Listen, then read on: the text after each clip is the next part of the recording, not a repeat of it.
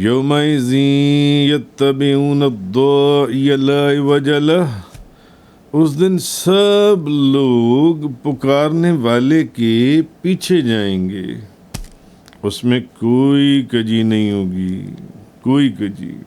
اچھا، اب سب لوگ پکارنے والے کے پیچھے پیچھے جائیں گے۔ اب اس کی دو تفسیریں ہیں، اس کی تفسیر میں دو قول ہیں۔ اب اس داعی سے مراد سور میں پھونکنا ہے،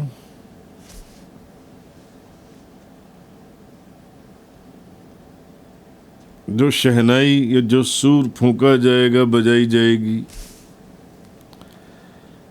اور اس میں کجی نہ ہونے سے یہ مراد ہے کہ وہ پکارنے والا کسی کو نہیں چھوڑے گا،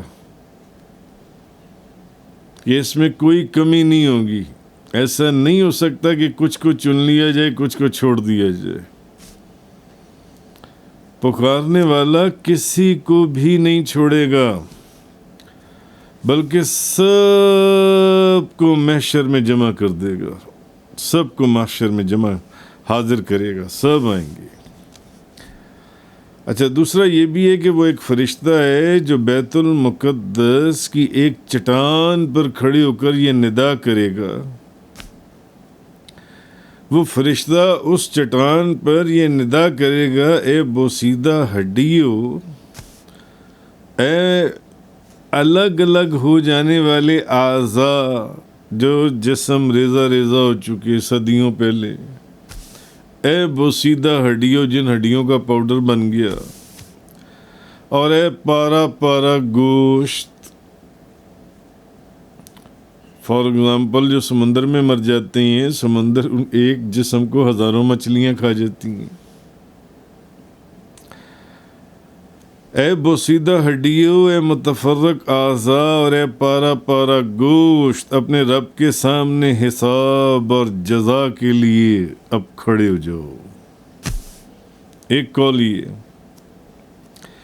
ایک قول تو یہ ہے کہ وہ سور پھونکا جائے گا، اور ایک قول یہ ہے کہ بیت المقدس کے پاس ایک چٹان پر وہ ایک فرشتہ ندا کرے گا کہ اے بوسیدہ ہڈیوں، اور اے متفرق اعضاء، اور اے پارا پارا گوشت، اپنے رب کے سامنے حساب اور جزا کے لیے کھڑے ہو جاؤ۔